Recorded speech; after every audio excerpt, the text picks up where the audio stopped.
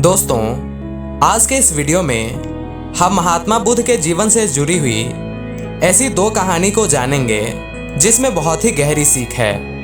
अगर आप इसे समझ गए तो चीन के चांगचू नाम के प्रदेश में एक मठ था जहाँ के महंत काफी ज्ञानी और कर्मठ थे। एक दिन उन्होंने अपने शिष्यों को बुलाकर मठ के लिए भगवान बुद्ध की एक मूर्ति बनाने की इच्छा प्रकट की। महंत बोले, इस कार्य के लिए आप घर घर जाकर धन संग्रह कीजिए, किसी से बलपूर्वक धन मत लीजिए, जो इच्छा व खुशी से दे उसी से लीजिए। शुभ कार्य हेतु धन संग्रह भी शुद्ध तरीके से होना चाहिए। सभी शिष्य अलग अलग दिशा में धन संग्रह हेतु रवाना हो गए। इसी प्रक्रिया में एक शिष्य को एक बालिका मिली।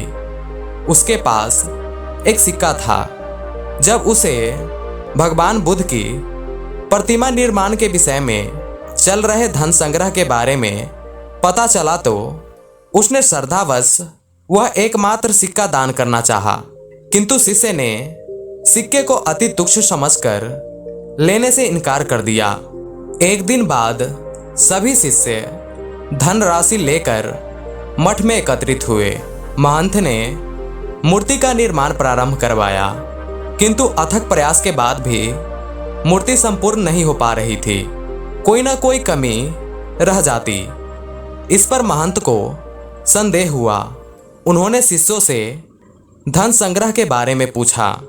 सभी शिष्यों ने बारी बारी से अपने अनुभव सुनाए। इसी क्रम में जब उस बालिका का प्रसंग आया तो महंत पूरी बात समझ गए। उनके आदेश से वह शिष्य उस बालिका के पास गया और क्षमा मांगते हुए उसके एकमात्र सिक्के को आदर पूर्वक ले लिया और धातुओं के घोल में उस सिक्के को मिला देने पर सहज ही एक सुंदर मूर्ति का निर्माण हो गया। यह कथा श्रद्धा दान की महत्ता को स्थापित करती है।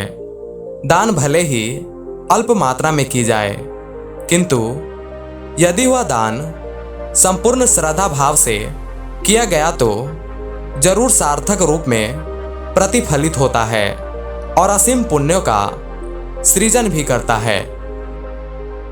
दूसरी कहानी कुछ ऐसी है कि एक बार एक प्रदेश में अकाल पड़ा। यह देखकर गौतम बुद्ध को बड़ा दुख हुआ। उन्होंने लोगों से कहा कि बहुत से लोग अन्न और वस्त्र के लिए तरस रहे हैं। उनकी सहायता करना हर मनुष्य का धर्म है। आप लोगों से जो कुछ बने वह दान करें। बुद्ध का उपदेश सुनकर सब लोग अपने अपने घर चले गए। एक गरीब व्यक्ति बैठा ही रहा। उसने सोचा कि मेरे पास तो यह सिर्फ वस्त्र है, अगर मैं इन्हें उतार कर दे दूंगा तो नग्न हो जाऊंगा।